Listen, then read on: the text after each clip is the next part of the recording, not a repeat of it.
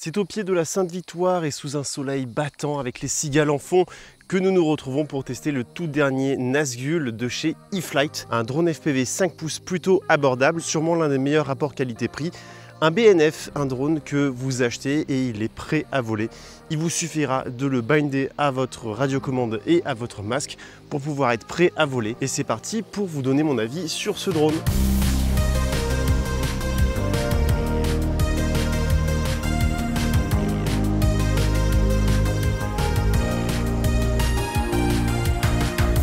J'ai commencé avec le Nazgul V1 et le Nazgul V2 en analogique. J'ai aussi testé le Nazgul Evoque en Air Unit dans la version HD. Et aujourd'hui, nous nous retrouvons sous le système O3 avec le Nazgul DC5. Un drone qui est dans les alentours de 550 €. En tout cas, voici la page produit que vous avez sur le site eFly. Les Nazgul, honnêtement, ils ont fait leur preuve. Ça fait un sacré paquet d'années maintenant qu'ils sont sur le marché. Et voici du coup la 4e ou 5e génération. Et ils en sortent encore à nouveau un petit peu moins cher avec des performances un petit peu moins bonnes forcément. Pour moi, ça a toujours été une valeur sûre, les Nazgul. Ils ont un très bon comportement de vol. Je l'ai volé une seule fois pour l'instant en prestation. J'ai volé avec les paramètres stock. J'ai pas fait de changement de PID, de variation de courbe ou quoi que ce soit. La seule chose que j'ai faite, c'est le binder à ma radiocommande et à mon masque. Je n'ai rien touché d'autre dans les paramètres. C'est pour vous dire aussi que voilà, c'est super facile. Je vous avais fait une vidéo sur comment se lancer dans le FPV de A à Z. Pour ceux que ça intéresse, je vous invite à la regarder pour ce qui est des paramétrages, les réglages et tout ça du drone. Dans cette vidéo, on va surtout parler de comment il se comporte dans les airs, dans des conditions comme aujourd'hui, lorsqu'on est débutant, lorsqu'on est professionnel, lorsqu'on est aguerri. Est-ce qu'on peut faire du freestyle, est-ce qu'on peut faire du cinématique? Je vais essayer de répondre un petit peu à toutes ces questions. Pendant le vol, ce sera un peu plus sympa et immersif, je pense. Donc c'est parti, on va installer tout ça. Je vais en profiter pour voler avec deux batteries différentes.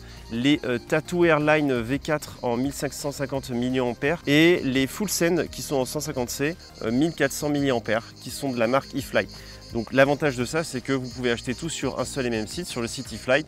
Si vous êtes intéressé, vous achetez le drone et en plus des batteries. Là, ce qui est important en tout cas de savoir avant de décoller, c'est que c'est la version 6S. Je vous déconseille fortement d'utiliser la version 4S. Vous aurez beaucoup moins de couple, il va falloir aller très haut dans les gaz pour pouvoir faire quelque chose de votre drone. Les batteries vont être beaucoup plus sensibles et seront beaucoup moins efficaces lorsqu'il y aura des basses températures. Les 4S, quand il fait moins de 10 degrés, c'est même pas la peine d'essayer, vous allez perdre la moitié d'efficacité. Pour ce qui est des spécificités de l'équipement, donc le drone, vous voyez, il est avec le système Crossfire. Donc qu'est-ce que ça veut dire? Ça veut dire que il vous faut une radiocommande qui soit compatible avec le système Crossfire.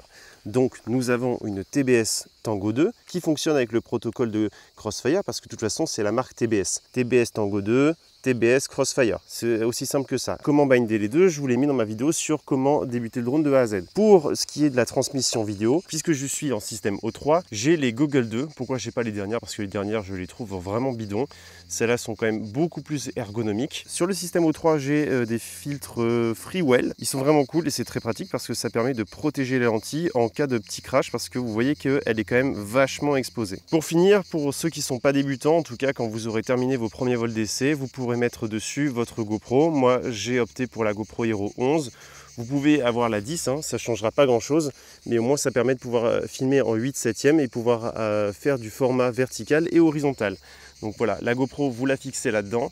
Attention à bien utiliser leur vis pour fixer la petite protection TPU. Si vous utilisez la vis rallongée de la GoPro, ça va toucher l'hélice qui est juste ici et vous pouvez être sûr que vous allez péter l'hélice. Pour l'instant, on va commencer notre premier vol sans la GoPro parce que ça permettra d'être plus léger, d'avoir plus d'autonomie et d'avoir un petit peu plus de couple tout simplement parce qu'on a un drone qui est plus léger. Avant de passer à la suite, il faut que je vous parle du sponsor de cette vidéo qui est MPB et pour ceux qui ne connaissent pas, c'est une plateforme qui est idéale pour acheter et vendre du matériel photo d'occasion. Alors pourquoi MPB? D'abord, quand vous achetez chez eux, vous avez une garantie d'1 an sur tout le matériel. C'est quand même rassurant de savoir que si jamais il y a un problème, vous êtes couvert. Ensuite, chaque produit vendu sur MPB est minutieusement testé et pris en photo individuellement. On va prendre un exemple concret avec le DJI R3 Flymore Combo qu'on voit sur leur site proposé à 1279 €. On voit que c'est le pack entier même avec des filtres ND de chez DJI avec la radiocommande RC2. Et si on va sur le site de DJI pour l'acheter en neuf, on voit que ce même pack pack. En rajoutant en plus de ça les filtres, nous sommes à 1727 €. Vous faites quand même une économie de 448 € en ayant toujours un an de garantie. Les photos qui apparaissent sur la page produit sont celles du matériel en question. Alors pas de mauvaise surprise, vous voyez exactement ce que vous achetez. Les prix sont vraiment attractifs, que vous soyez à la recherche d'un nouvel objectif ou d'un boîtier, vous pouvez souvent faire de super affaires par rapport au neuf. Et puis c'est aussi une manière géniale de donner une seconde vie à votre ancien matériel plutôt que de le laisser prendre la poussière. Vous pouvez le vendre sur MPB et vous faire de l'argent. Alors si vous avez du matériel à vendre ou si vous voulez tout simplement améliorer votre matériel et votre équipement professionnel ou amateur, c'est simple, vous allez sur MPB avec le lien qui est en description de cette vidéo et vous n'avez plus qu'à surfer un petit peu sur la plateforme pour voir ce qui vous intéresse. J'aime beaucoup leur concept et c'est pour ça que je collabore avec eux. Un grand merci en tout cas à eux de soutenir la chaîne. Allez, c'est parti, tout a l'air bon, on y va.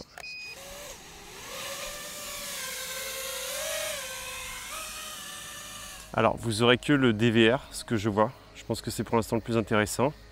Le système O3, je vous montrerai un petit peu plus ce que ça donne plus tard.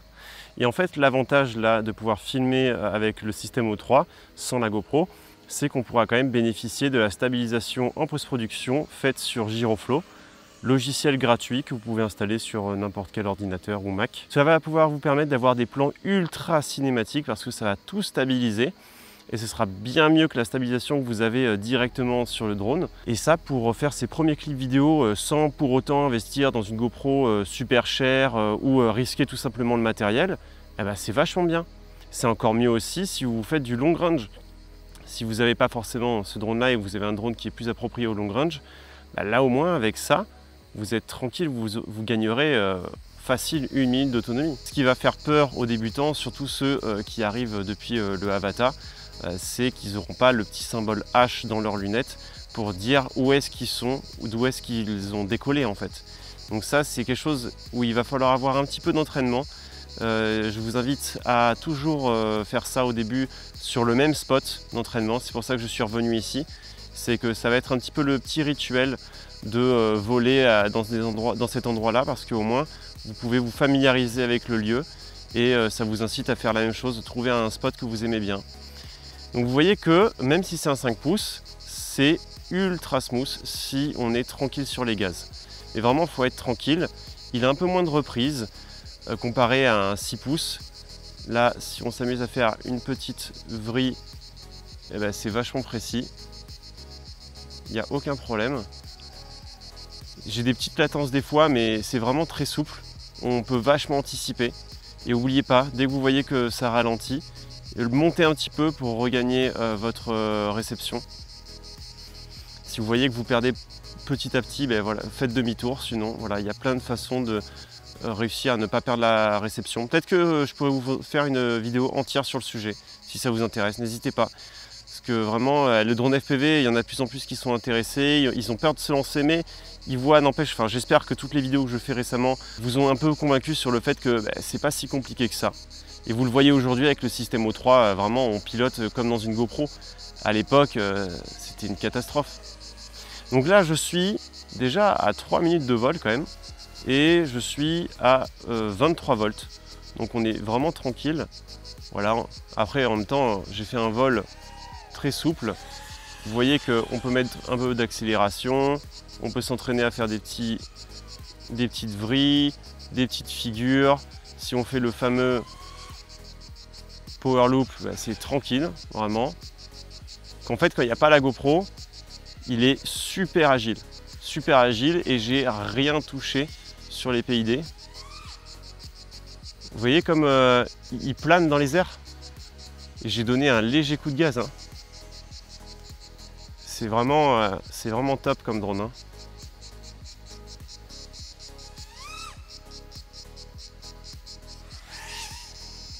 J'ai à peine réglé, c'est vraiment top.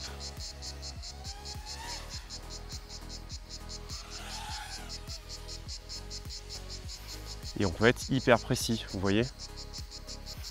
Non, c'est pour ça que je dis que ce drone, il est parfait pour les débutants parce que on peut y aller tranquille. Mais quelqu'un qui s'y connaît, qui a, on va dire, déjà 1 an d'expérience, il peut vraiment s'amuser avec et il aura quelque chose de fiable. S'il n'a pas envie de s'embêter à construire son drone, typiquement comme moi, j'assume totalement ça, j'ai pas le temps de faire ça, Et bien là vraiment, vous avez quelque chose de clé en main, vraiment clé en main, vous avez besoin de rien faire. Et au niveau de l'autonomie, là je suis à 22,4 volts, il faut en fait atterrir à 22 volts pour ne pas trop user la batterie. Et ben voilà, super autonomie, 5 minutes de vol. Quand on dit ça à quelqu'un qui fait du Mavic, ben, c'est vrai que ça paraît très court 5 minutes. Mais vous avez vu comment c'est intensif, vous n'avez pas envie de faire plus. Hein. Désolé pour ceux qui n'ont pas l'habitude d'ailleurs de ce genre de vol, ça doit vous donner un petit peu le tournis. Mais voilà, c'est pour vous montrer que c'est super agile. J'aime beaucoup son comportement sans la GoPro, je ne l'avais pas fait encore, j'avais fait qu'avec la GoPro et il est super intuitif. La réception, ça a l'air d'être vraiment top. Donc là, on est avec les Tattu Airline V4 1550 mAh. Je suis à 5 minutes 40 de vol. Je pense qu'on va arrêter là. Je pourrais facile faire les 6 minutes. Allez, maintenant, on va essayer les petites full send de chez eFlight. Sur le papier, c'est censé avoir bien plus de peps que les Tattu, puisque c'est à 150C. Censé avoir plus de peps et moins d'autonomie. Bon, après, c'est un peu plus léger. On verra ce que ça donne, de toute façon. Ouais, il faut aller un peu plus haut. J'ai l'impression que ça a moins de couple. Hein. Ah ouais. Ça a moins de couple que la Tattu. C'est marrant ça. J'ai l'impression que le drone est plus lourd avec cette batterie. À voir aussi la durée des batteries au fil des utilisations et des recharges.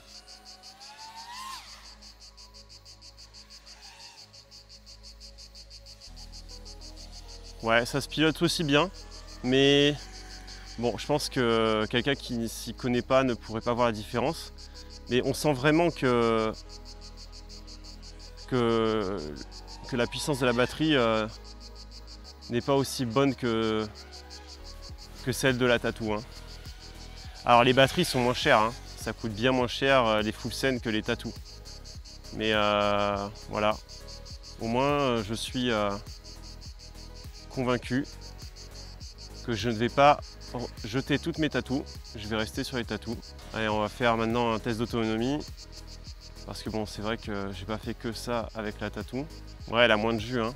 Vraiment, je suis à la même intensité de gaz et le drone il va moins vite.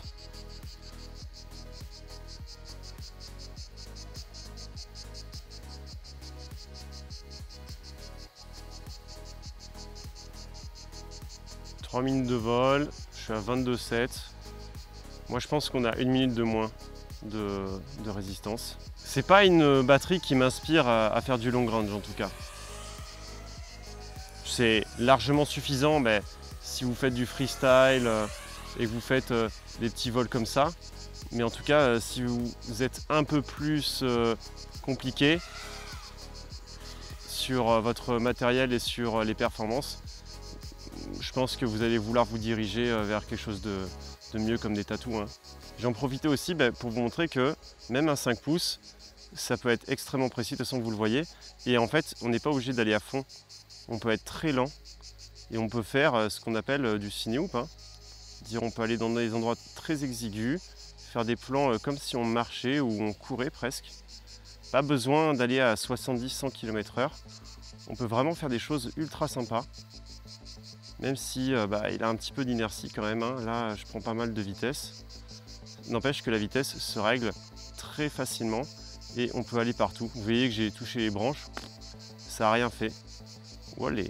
4 minutes 30 de vol, je suis à 22,4. Ouais, on peut dire qu'il fait les 5 minutes 30 de vol. Alors, petit bilan après ces deux petits vols, franchement très bien, très bien, surtout avec les Tattu Airline V4 1550 mAh.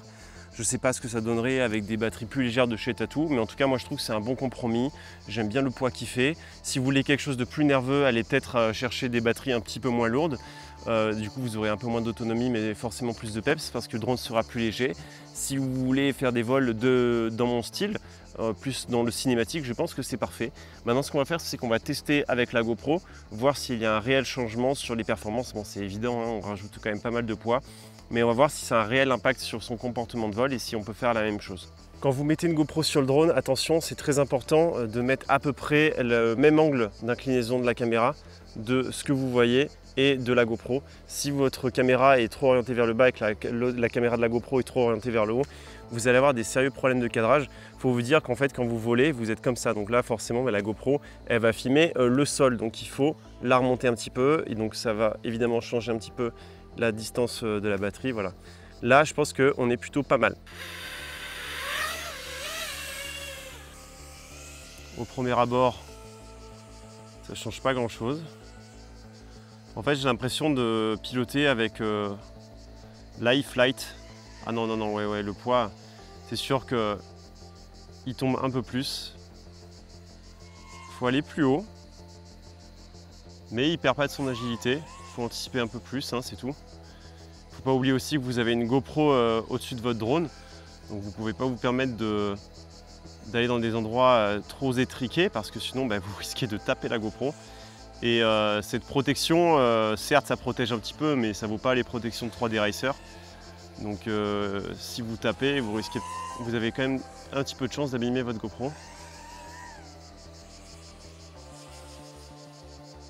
Mais voilà, franchement ça ne change rien sur son agilité. C'est juste qu'il va falloir mettre un peu plus de gaz, il va falloir corriger un peu plus lorsqu'il tombe. Il n'y a rien de bien méchant. Là, on est à 23,8 volts. On va faire un petit peu de vol cinématique. On va s'éloigner un petit peu. Et vraiment, le système O3, c'est une véritable révolution, hein.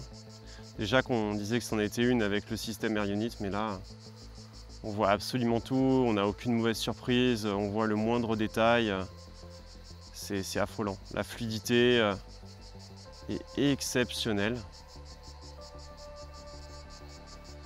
Il n'y a pas de latence. Du coup, le drone, il tombe quand même vachement plus vite. Alors, c'est plutôt bien pour les dives. Parce que du coup, il va prendre un peu plus de vitesse. Ah, je sens que je me fais pousser par le vent. Hop là. On passe là. On va faire pareil que tout à l'heure. Ouais, j'ai pris un peu trop. Non, le vent, il m'a complètement poussé de la falaise. C'est pas grave. Alors, on peut se permettre de descendre vachement bas, c'est vraiment cool, hein. On n'a pas de mauvaise surprise, même si tout le décor est vert. Franchement, on se repère vachement bien. Et là, wolé! Ah, c'est vraiment cool, hein. Les petits vols comme ça m'avait manqué. Et vous voyez qu'il y a du vent, hein. Il y a du vent et ça ne change rien sur le comportement du drone. Alors qu'un Protect 35, en tout cas dès que vous avez des protections d'hélice, ça va plus du tout être la même chose. Donc là je suis à 22,3 et je suis à 4 minutes de vol. Donc je pense qu'on peut aller sur un 4 minutes 30 de vol en toute sécurité. Au-dessus ça va être un peu plus compliqué je pense. Et voilà, 4 minutes 30 de vol avec la GoPro. Bah écoutez, plutôt pas mal. Pas la peine, je pense, que j'utilise la full scène, hein. Je pense qu'on va perdre dans les 30 secondes, quelque chose comme ça. Vous avez une pierre de coups au final dans cette vidéo. On a le test du des Tattoo Airline contre les full scène. Et les Tattoo Airline restent meilleurs. Surtout que je crois qu'il y a les V5 qui sont sortis alors que là c'est les V4. Bah écoutez, mon ressenti de ce petit Nazgul, ce nouveau Nazgul sur le système O3, c'est que je suis à la maison. Vraiment, ça n'a pas changé. C'est le même depuis tout ce temps. En tout cas, moi j'ai l'impression que il a fait que évoluer dans le bon sens. C'est vraiment toujours la même gueule, très simple, efficace. Alors oui, on a un petit peu tout qui est apparent, mais n'empêche que ça permet à ce qu'il respire bien, parce qu'il faut quand même se rappeler que le O3 chauffe énormément. Il a quand même moins de problèmes liés à la chaleur que le Protect 35, qui des fois se coupe tellement il fait chaud. Alors que là, aujourd'hui, on a des ressentis à 38 degrés, donc il s'en sort bien, franchement. Je le conseille à tout le monde, ce drone. Il est top, pour débuter, ça fait un drone pas très cher. Au niveau de la solidité, il est top aussi. J'ai fait des tests de crash et il est indestructible. La seule fois où j'ai cassé quelque chose, c'est lorsque j'ai tapé une poutre métallique en bandeau, lorsque je faisais du freestyle. Donc il faut vraiment y aller. Alors peut-être que je ne le conseillerais pas aux gros freestylers aguerris qui font que ça et qui tapent sur du béton toute la journée. Mais ceux qui évoluent dans les mêmes situations, les mêmes environnements que moi, il n'y aura aucun problème et vous aurez très peu de chances de casser quoi que ce soit sur votre drone. mis à part peut-être les hélices. Bah écoutez, c'est à peu près tout ce que j'ai à dire sur ce drone. Franchement, quand il n'y a pas de débat, il n'y a pas besoin de s'étaler sur le sujet. C'est un très bon drone que je conseille à beaucoup de monde. Et pour ceux qui veulent se lancer dans la FPV sans mettre la main à la pâte sur les fers à souder, etc., comme je le répète souvent, E-Flite, c'est une très bonne marque. Je n'ai absolument jamais eu de problème. Et pourtant, j'en ai eu des drones E-Flite. J'ai eu 2 Protec, j'ai eu 4 Nazgul, j'ai un Lagrange. C'est mon 6e ou 7e drone de chez E-Flite et je n'ai jamais eu aucun souci avec eux. La prochaine fois, on parlera de celui-là, le Protec 35 avec le système O3. Encore un super drone dont j'ai vraiment hâte de vous en parler plus en détail. D'ici la prochaine vidéo, je vous dis salut et portez-vous bien.